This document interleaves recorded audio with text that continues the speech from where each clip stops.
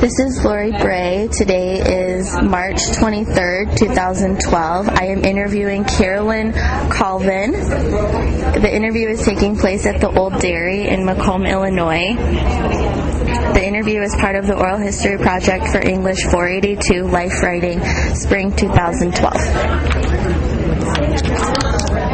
Okay, so my first question is, what was the name of the lab school when you taught there? Western Illinois Laboratory School. Okay. What were the rules like at the lab school? The rules? Mm-hmm. The rules that were enforced, you know. Now you're talking about the high school, I'll bet you. Yeah. Okay, see, I never taught in the high school. I taught in the elementary part of the school. Okay. The laboratory school.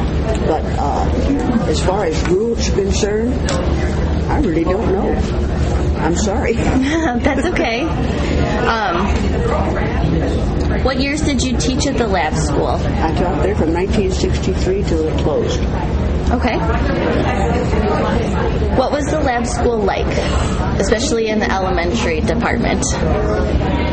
It was fun. That's the best I can say. I taught physical education to the elementary children, and we had a good time. I also taught most of those children to swim, and that's what they remember. Interestingly enough, I meet them on the street now, and they say, "Oh, you taught me to swim." I taught them lots of other things, but they don't remember that. It was kind of a warm interaction among the teachers, and I didn't have a whole lot to do with the high school teachers, but some. Mostly I taught, I worked with the elementary school teachers, but it was a good working environment. Not pretty relaxed, I'd say. All right. Okay. So, what are some of your best and worst memories of the lab school? Let's start with some of the best memories. Well, the kids, that was always the best. Lots of good kids, and some that almost drove me crazy. They were just very difficult, but so many good ones, and very cooperative children, and most of them pretty smart. All of them were professors, kids, and they went on to do good things, big things. But those are my best memories with the wonderful kids I taught. And the worst memories. I guess one of the worst ones was I was in charge of the noon playground. And one day I looked out and here came a 6th grader running down the hill with blood streaming down his face. Another kid had hit him with a baseball bat. And I really did. It was just panic time. Yeah. At that time, we had a school nurse. Most of the time that I worked in the lab school. And I got her, she got the parents. And it turned out just fine, actually. But that was a bad memory. Yeah. So do you have any examples of what the kids like to do in gym class? Oh, my. I can tell you what they didn't like to do. I insisted that we have some dance. Oh, okay. And mostly it was square dance. And they put up with it. They loved games of all kinds. Of course, they loved their day of swimming. That was always a favorite thing. We had a pool there. And they all, each group had to swim once a week. And that was always a favorite time for them. And they loved all kinds of games. What kind of games? Oh, it's been so long ago now. We had I introduced them to bowling, I know, and we had plastic bowling pins and balls that we got in the gym. We did that, and trying to think if I introduced them to archery. I think I finally did that when they were sixth graders, maybe. But mostly it was just little fun and games with the elementary children that we like to do. That sounds like fun. Well, I think they enjoyed it. Yeah. Did any of your family members attend the lab school? No, I'm from Texas, actually. Oh. So my family's a long way away. Yeah. Okay. Did anything unusual happen while you were at the lab school, other than, people hitting each other with baseball bats? Well, of course, the worst thing was we were always fighting for our life. They kept threatening to close the laboratory school. And we were always trying to think of ways that we could save the laboratory school because we thought it was important. And so we were, I guess that was the most unusual thing. We finally got the word they were definitely going to close it. Which they did. So, just to clarify, the university was trying to close the lab school, or? The state. Oh, the state. Okay. Yes, the university wanted to keep it. Okay. As a matter of fact, the university was very interested in relocating all of the faculty into various and sundry places in the university. And over a period of time, they did do that. So some people went into the elementary education area. Some people went into English. One of our high school English teachers ended up being the chairman of the English department. I interviewed her, Beth Stifler. Did you interview yes, Beth? I did. She's a wonderful person. Yeah, she's very nice. Yep. And they managed to place us all. Our administrator went into the graduate program for administrators in education. And different people, the science people went over into their area. Have you interviewed Maurice Kellogg at all? No, just Beth. Just Beth, well. Yeah. We only get 2 people. So. Oh, just 2? Mm-hmm. So have you interviewed any students? No. And no. You won't? No, probably not. Other people in the class have, though. Okay. So I hear their stories.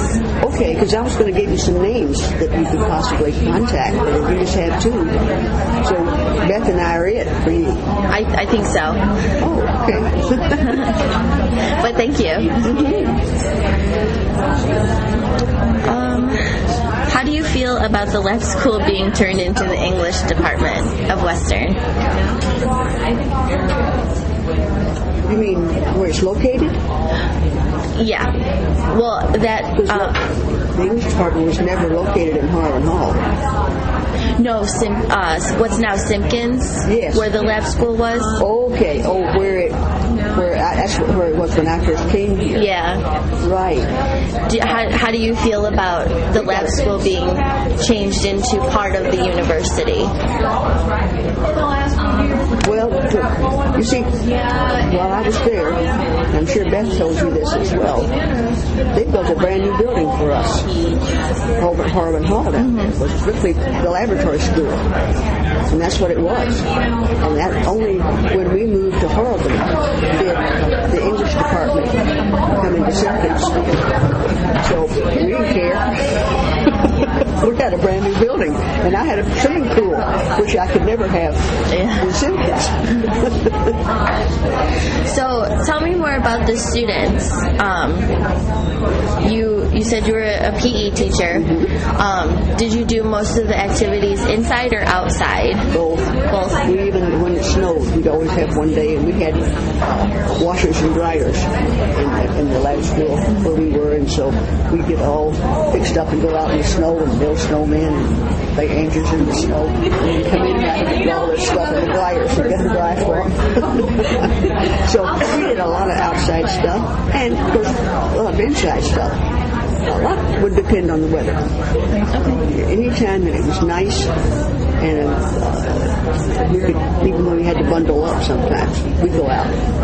We had some nice playground equipment that we loved. I like to use with the children. And give them challenges. We had one rope thing that I'd encourage them to climb, and sometimes they even went over the top and came down the other side, which was quite a challenge. Yeah. And I had a few children who were terribly afraid of heights, definitely afraid of heights. So that was a real challenge for them and for me too. So you were in charge of putting the playground together? Well, yeah, actually, the equipment. Mm-hmm. Now, we moved some of the equipment from the area around Simpkins. Mm-hmm. A couple of things moved, and then we added things. Was there anything else you were in charge of? Well, no, just the noon. I always had to stay there for noon, and when the children finished their lunch, they went outside or went to the gym, and that was my problem. Did any students play any jokes on you, or I know with my other interview, she said she got little notes from the students, and they liked to joke around a lot. Well, see, she taught high school English. Yeah. And so that they had already left me at that time. And no, I can't remember any jokes they played.